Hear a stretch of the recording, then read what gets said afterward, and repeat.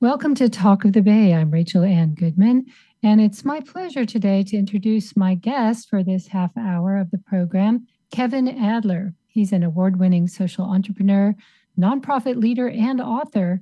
And since 2014, Kevin has served as the founder and CEO of Miracle Messages, a nonprofit organization that helps people experiencing homelessness rebuild their social support systems and financial security. He's been interviewed on Washington Post, PBS NewsHour, CNN, partly because I think we are all wanting to find a way out of where we are. In your book, you quote that there are some 6 million people in the United States who have experienced homelessness at one point or another.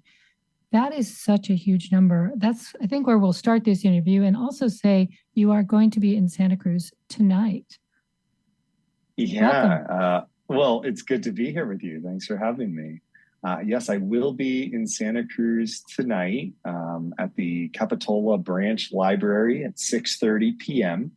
So if you're listening, you have time to get on down there. And I'll be giving a book talk and joined in conversation with Chris Benner, who is a professor at UCSC and the director of the Institute for Social Transformation. So 6:30 p.m. tonight at the Capitola Branch Library. And we'll be talking about homelessness, relational poverty, and what everyday people can do to get involved in this issue. What I'll just share, it's really meaningful for me to be doing work through Miracle Messages, the nonprofit that I founded, and currently I'm serving as the founder in residence. We have a new executive director, which is very exciting. But it's very exciting for me to be working in Santa Cruz County. My uncle, actually, who inspired me on this journey, he spent 30 years on and off the streets, and he spent most of his time in Santa Cruz. And he actually, at the age of 50, was found deceased in transitional housing. And that was in Santa Cruz as well. And so for me to be able to now be reconnected to a community that's been so near and dear to my heart and so instrumental in my uncle's story, as well as now my story, and creating Miracle Messages is very meaningful. So yeah, it's good to be with you, and I'm excited to be at the library tonight at 6:30.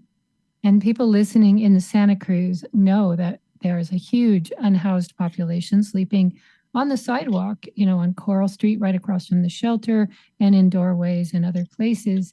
This book, When We Walk By, that you've written, really tackles it from a slightly different perspective than we often hear. And part of what you just said about your uncle resonated. Do you feel that, and I know this may be a hard question to be asked right at the beginning, but do you feel like Santa Cruz failed your uncle in letting him die in a shelter like that?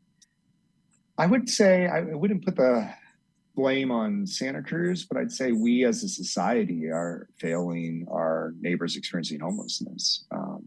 We, in part, because we often don't have courageous conversations like what you just asked me about.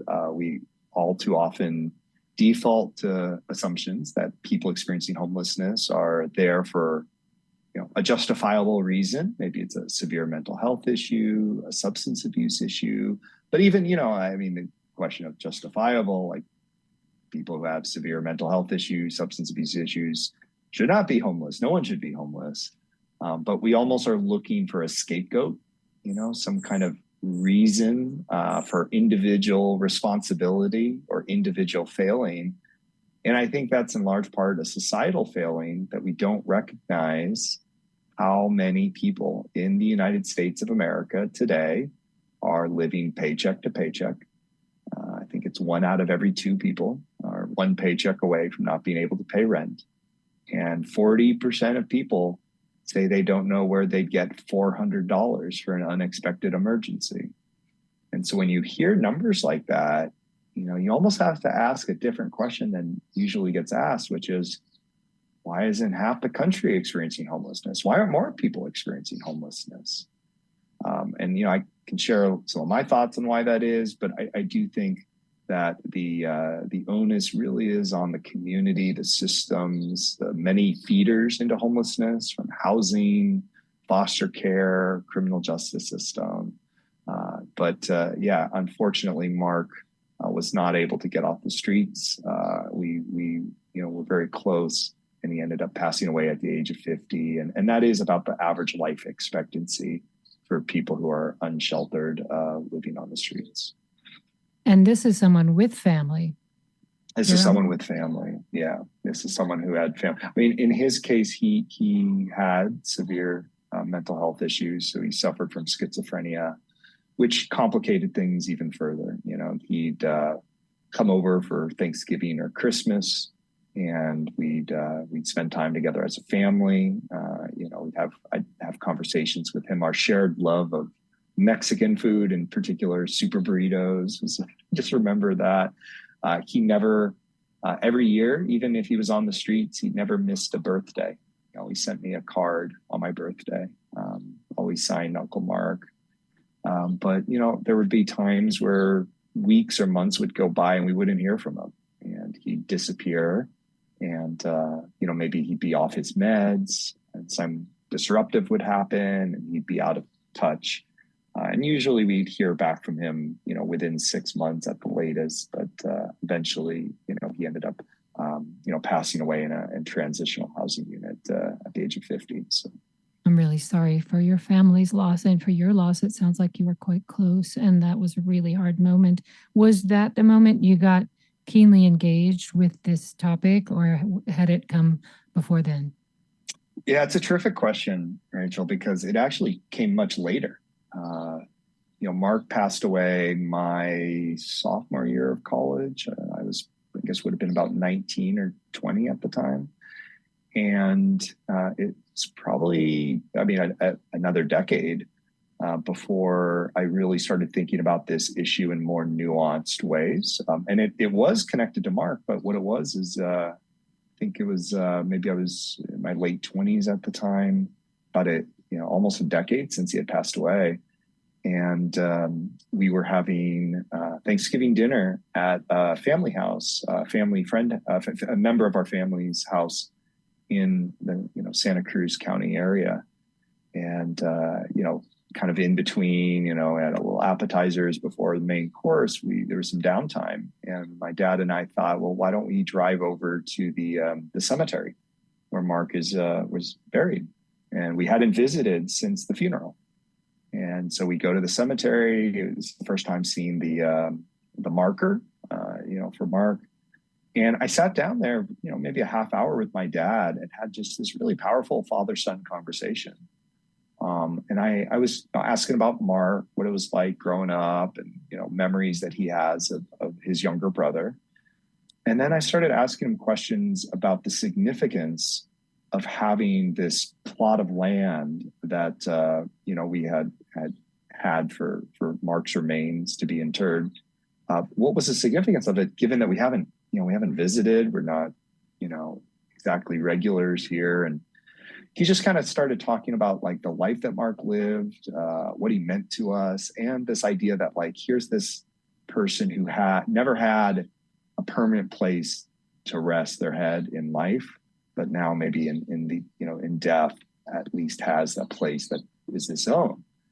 And I was very moved by what my dad said, but I also started thinking, gosh, like how unfortunate that we have to wait till the person is no longer on this earth for them to have that kind of permanency.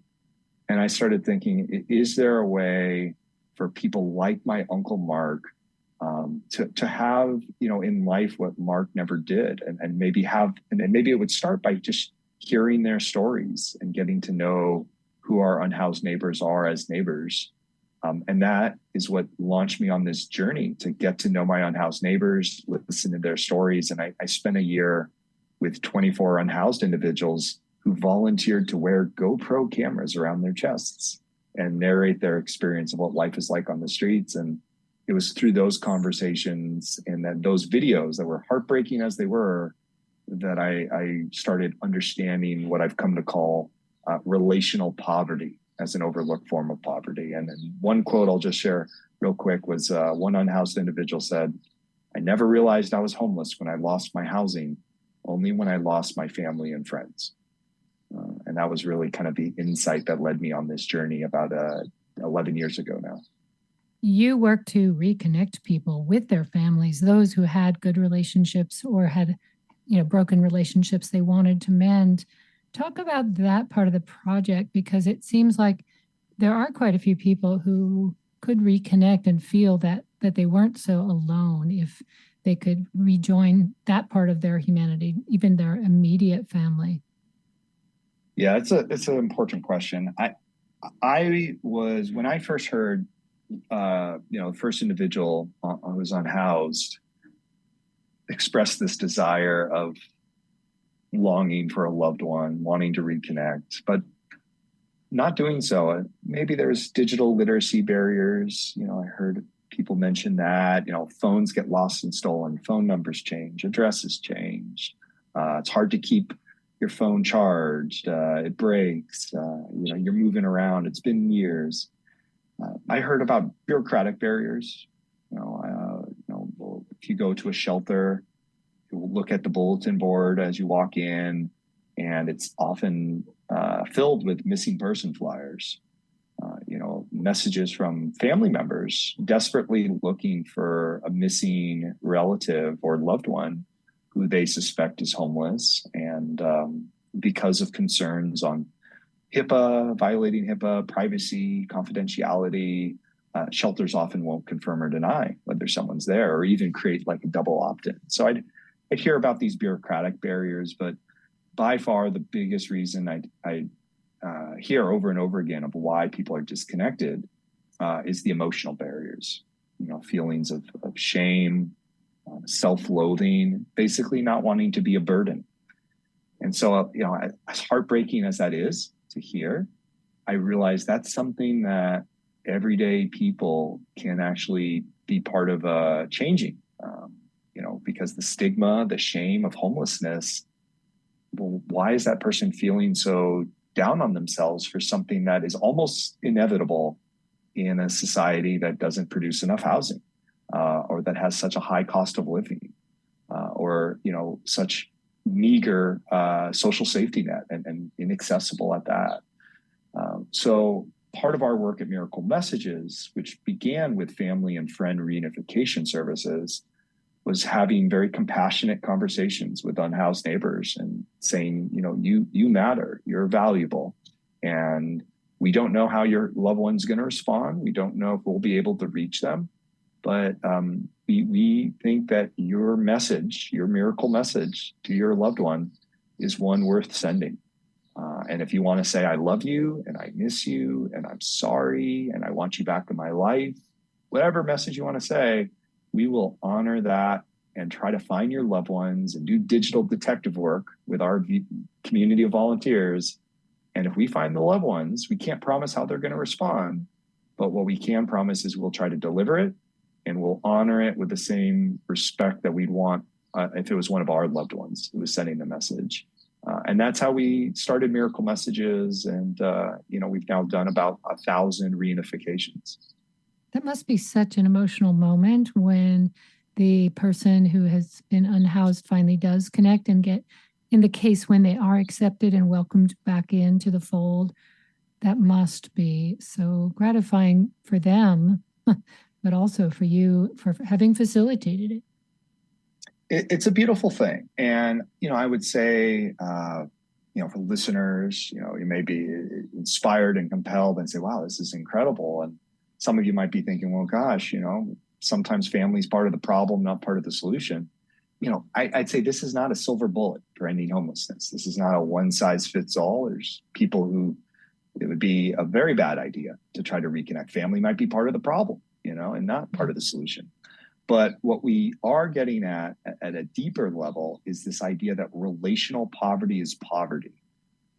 Isolation, loneliness, disconnection, often accompanied by a level of stigma and shame that makes it very hard to form relationships and is almost inconceivable if you're not going through it. I'll never forget the most heartbreaking cardboard sign I ever saw an unhoused individual holding. It read very simply, I'll never forget it. It said, "At least give me the finger." Oh, yeah. And that goes back to the title of your book, When We Walk By. And I was just thinking about this the other day, driving, somewhere, and there was the person on the median.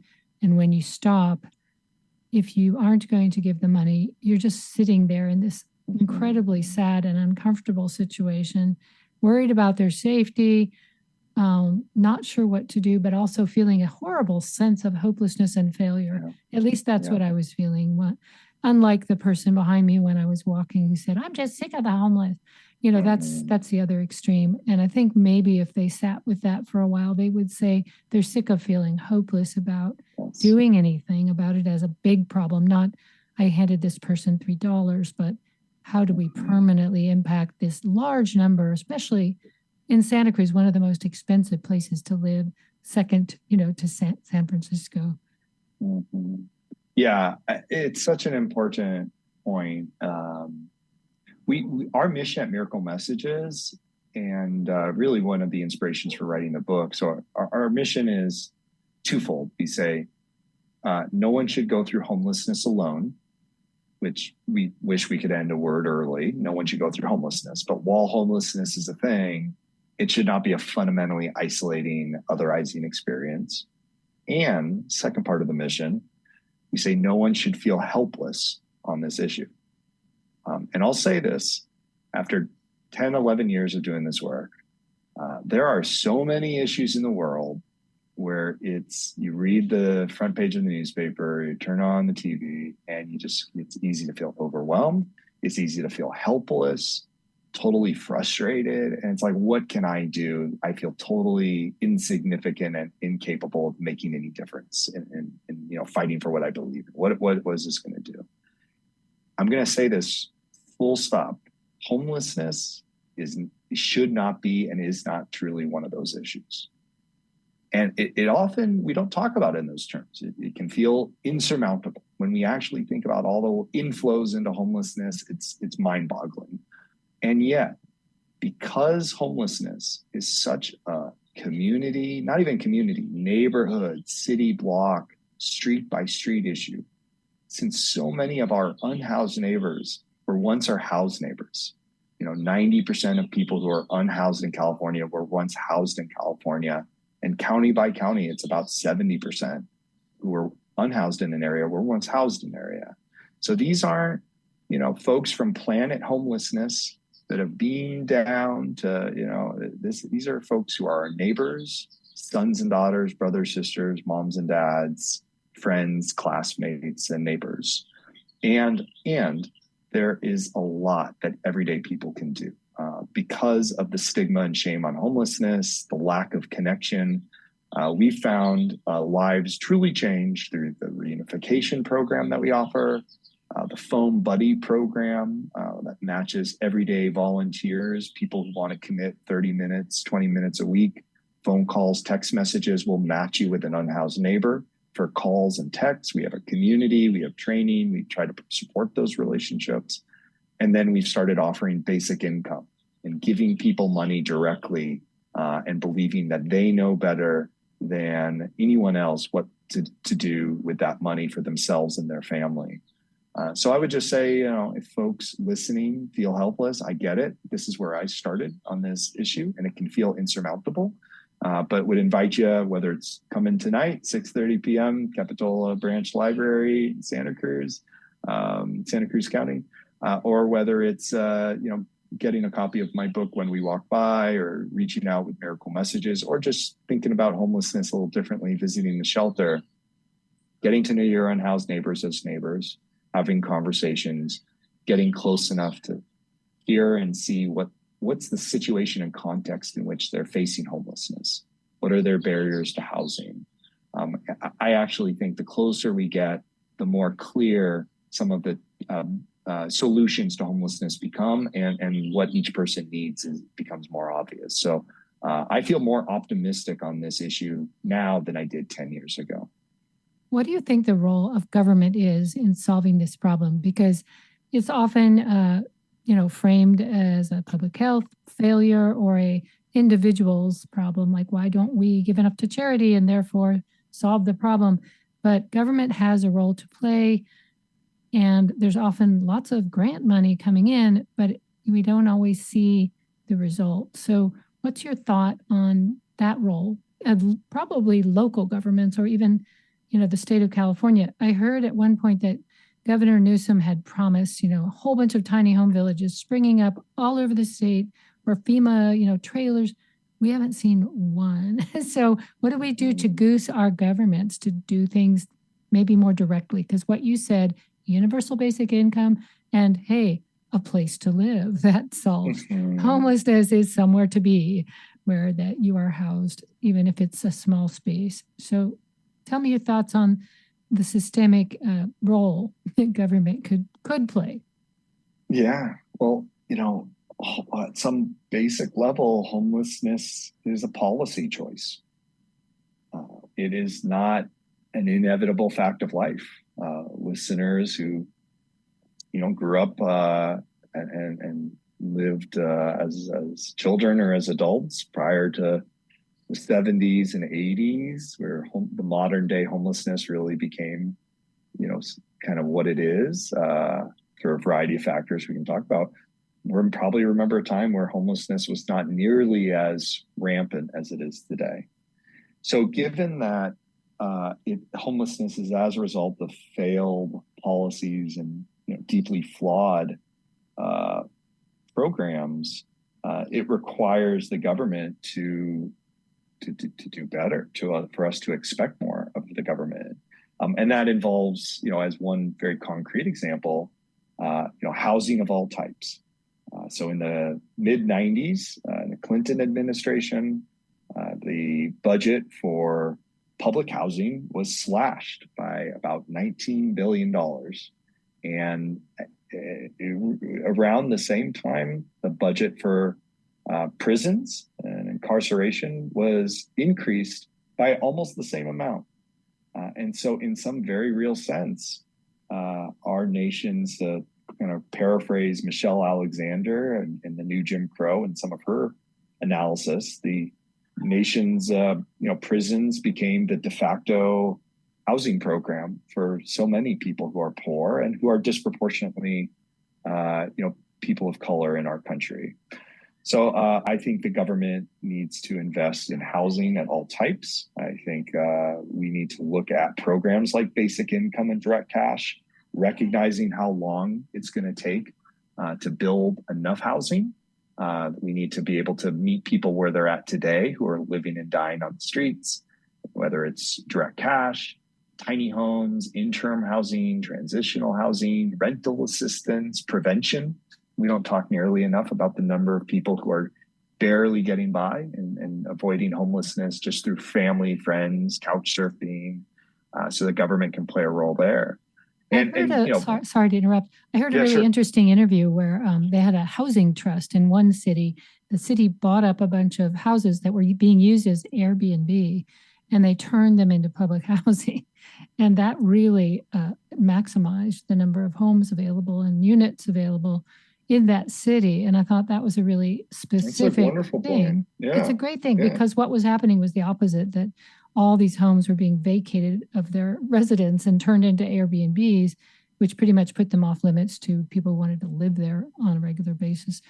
Just to jump in, just as a real quick aside on this, because this is we haven't talked about this before, but Airbnb is an interesting one to look at. And I invite, listeners, if you feel compelled, reach out to Airbnb and suggest what I'm about to say. So, anytime there's a disaster, a crisis, whether it's a flood, earthquake, a wildfire, Airbnb does this incredible thing where they have a disaster response team.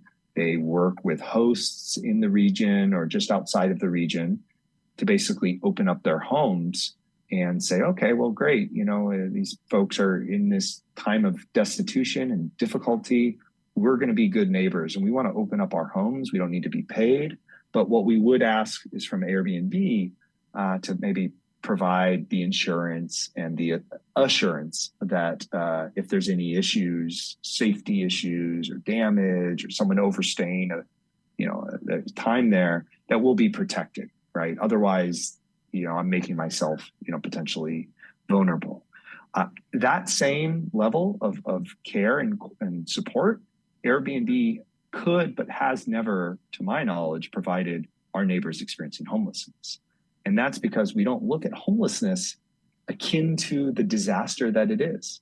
We look at it, it's a status quo, we become complacent, but it's much closer to when you see a neighbor experiencing homelessness, thinking about them much more akin to a survivor of a wildfire or an earthquake or a flood. We just don't see the smoke or the waters or the flames.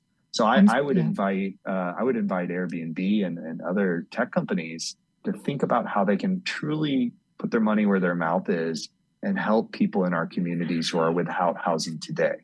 If you just joined me, I'm speaking with Kevin Adler. He is the author of When We Walk By, Forgotten Humanity, Broken Systems, and the Role We Can Each Play in Ending Homelessness in America. I'm Rachel Ann Goodman here on Talk of the Bay, and Kevin will be speaking in public at the Capitola Branch Library at 6:30 this evening in a free presentation and having his book signing. So please make a note of that if you're free this evening to go continue this conversation. There'll probably be a time for Q&A. I did want to, before we end, talk about universal basic income because you've done some data collecting on how effective it is. If people don't know what that is, maybe you can define it and talk about how you have learned what it does. Yeah, I would love to talk about that. So, there's a lot of terms that go around and, they can mean different things to different people. Just to keep it real simple, when we started our Phone Buddy program, during the pandemic, shelter-in-place hotels, and we were matching volunteers all around the country, all around the world with unhoused neighbors, those relationships started to form. And we started hearing very consistently from volunteers, hey, you've asked me to be friends with this individual, but it's very hard to be friends when this person, they don't know what they're going to do to get food on the table tonight, or they don't know how they're going to get gas in their car to get back to work on Monday, because about 40% of people experiencing homelessness have some kind of employment or job. And isn't there a way that we can give them some money or support that allows them that level of dignity and self-sufficiency beyond what they have, having some of their basic needs met? And so that was our starting point for creating what turned out to be the first basic income pilot for individuals experiencing homelessness in the United States. The initial pilot, we raised $50,000. We selected 14 individuals, all of whom had been nominated by volunteers in our Phone Buddy program. And we gave each of them $500 a month for 6 months. No strings attached. Was this in Stockton? I'm sorry to interrupt. Was this in Stockton, California? Because there was one like Stockton is definitely, Stockton, former Mayor Michael Tubbs is a friend of mine, and we're inspired by the work that they did in the Stockton Seed program. But this was in the Bay Area, based out of San Francisco. And so we gave the $500 a month for 6 months. Within 6 months, 2/3 of the individuals who had been unhoused at the time of their first payment had secured stable housing. They used the money better than I could have used it for them. And, folks, some of whom moved in with a friend or a housemate, some individuals moved into senior housing and had some income requirement for eligibility and were able to now pay that minimum contribution. Had an individual, Ray, who moved out of state with a friend. So, all these creative, resourceful ways that they were able to get off the streets. And so, long story short, we have now expanded that basic income pilot into a $2.1 million randomized controlled trial, where we're working in partnership with USC, researchers at University of Southern California, and Google.org, where we're giving out $750 a month for 12 months to over 100 unhoused individuals across the state of California. And the preliminary results of that is we're finding that we're seeing a marked decrease in unsheltered homelessness of about 60% decrease, in going from being unsheltered to either housed or sheltered. And we're actually seeing folks getting the money 2 times more likely to exit homelessness than our control group. So we'll have more to share about the results from that study at Miracle Messages. We call it Miracle Money as our basic income. But yeah, that is giving people money directly and in trusting in them that they know better often than what we do for themselves and their families seems to be paying dividends. What a great project. I'm so happy to hear about it and hear that there are things that are working, and maybe this will provide some data for the nonprofits and government groups trying to chip away at California's major homelessness issue. So thanks for spending the time with us here on Talk of the Bay, and I look forward to your talk tonight at 6:30 at the Capitola Branch Library. Kevin, thank you so much for being our guest. It's my pleasure. Thank you. All right. Have a great afternoon. All right. Thank you. Appreciate it. You've been listening to Kevin Adler, author of When We Walk By. I'm Rachel Ann Goodman. This is Talk of the Bay on K-Squid.